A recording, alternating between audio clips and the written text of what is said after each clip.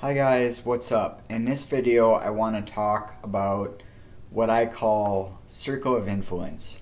And in this video I want to cover a few different layers to this and then talk about what God has to say about it and then give some verses at the end. So first off, I want to say that if you're a Christian, you are going to have a circle of influence, and you're going to have people around you, people you engage with, people that engage with you, all this sort of thing.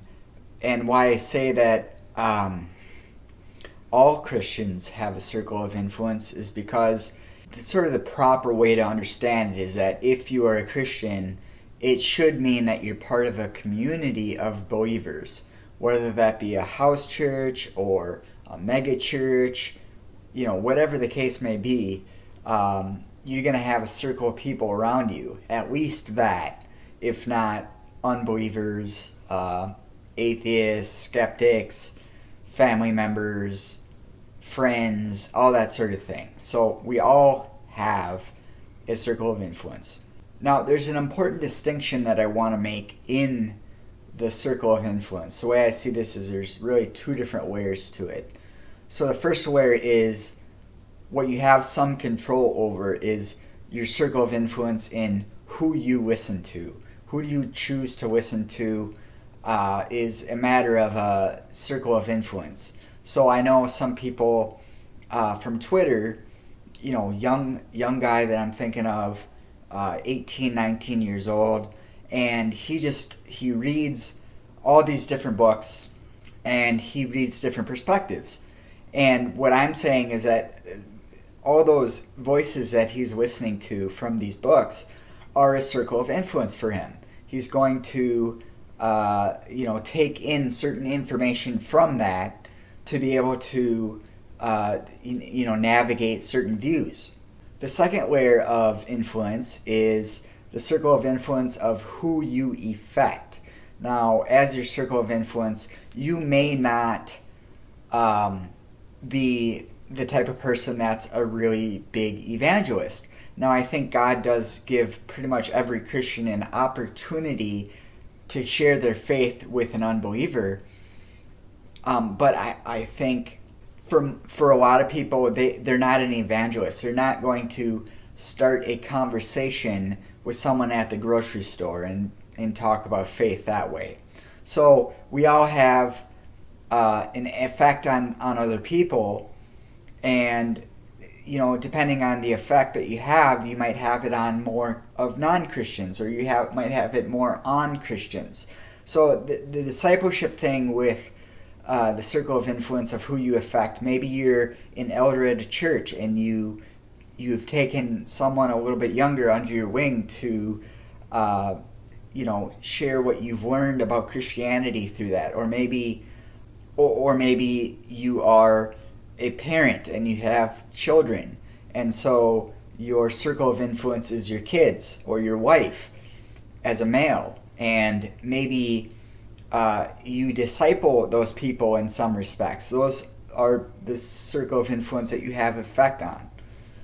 Now, there is a contrast here between how we think about circle of influence sometimes and how God sees circle of influence. But let me back up a little bit. First of all, I want to say the circle of influence that you have, we often think about people we like, or points of view, somebody that talks about a point of view that we like, or if you're a presuppositional apologist, you're going to follow presuppositional apologists online, right? It's just kind of natural that happens.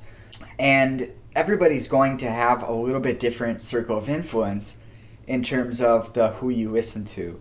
So who you listen to usually are people that hold the same view that you have about things. Now, not always. Sometimes people like to throw themselves in the mess of people that disagree with them, and or evangelists that will intentionally spend a lot of their time with people of a different point of view than themselves. But for the most part, when we think about circle of influence, we think about who we agree with or who is amenable to us in some respects, right? Then there's this perspective of God's influence or God's circle of influence. And this is really cool because God, in choosing to save people, is not partial to this culture or that culture or this group of people or that group of people. I mean, the Great Commission is that we are to go out into all the world and spread the good news to every creature, to every person, regardless of their social standing, regardless of their socioeconomic class, regardless of their culture, regardless of their race, regardless of their country of origin. So that's what's great about the Great Commission is God says he wants to make a kingdom of many nations, right? It says Abraham would be a heir to many nations, and part of that is that if you have faith, then you are part of the heir of Abraham, and that you don't have to be Jewish to have that. So God's circle of influence is much wider than ours is, and God influences anyone and everyone that he chooses to save, really. So getting back to this idea of our circle of influence, we're all going to be partial in some way. We're all going to latch on to certain teachers, certain ideas, and that's somewhat based on our personality in some respects. But it's also based on where you are in the world, right? Like, I don't have the same culture as someone that lives in Afghanistan, for example. I just don't, because I don't live there. I don't know what the culture is like there. So we're going to have, within this subset of culture, we're going to have individuals that are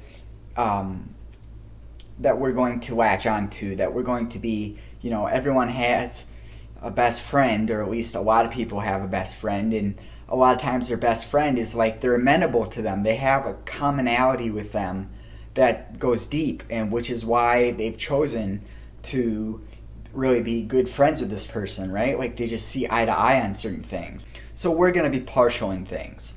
Next, I want to say we want to balance with having wise counselors in our life. Like these are going to be the people that are going to represent our convictions, and what they say can somewhat guide us.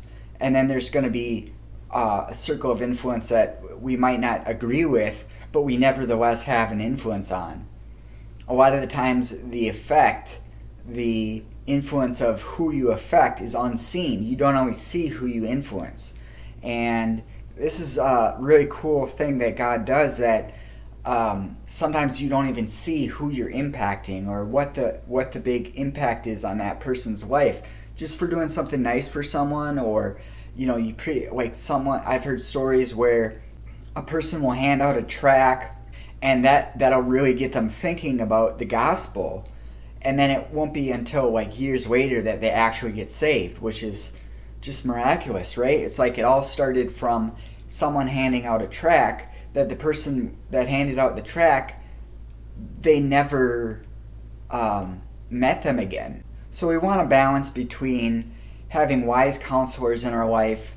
Sometimes that can be family members, sometimes that can be close friends, sometimes that can be people you listen to online. It really depends. And engaging somewhat with people that you disagree with. We want to be able to not shut off that option and just never engage with people that disagree with us, because we want to broaden our view a little bit in the way that God would have, in the way that God has a circle of influence, like the way God can impact anyone regardless of nation, creed, tongue, culture. We want to adopt a similar point of view as what God does.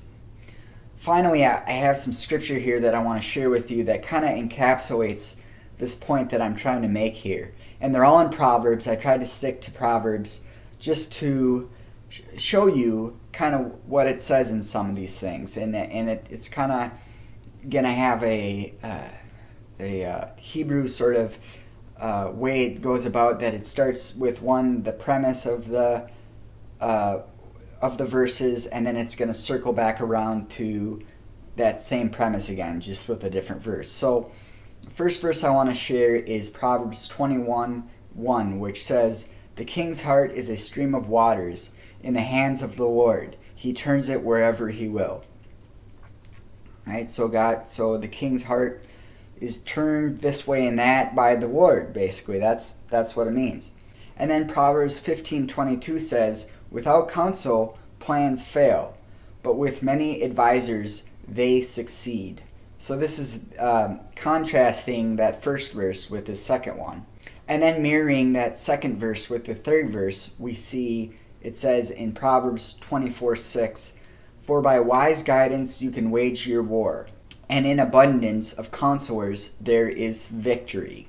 So this idea that if you surround yourself with many wise counselors is kind of the middle of the argument, is that you're going to be successful if you have many counselors around you.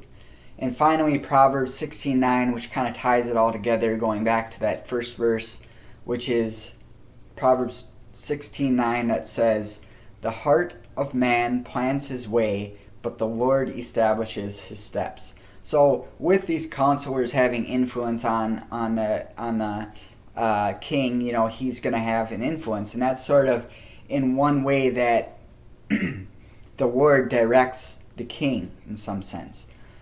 So that's my video on Circle of Influence. I hope you guys enjoyed the video. Talk to you later.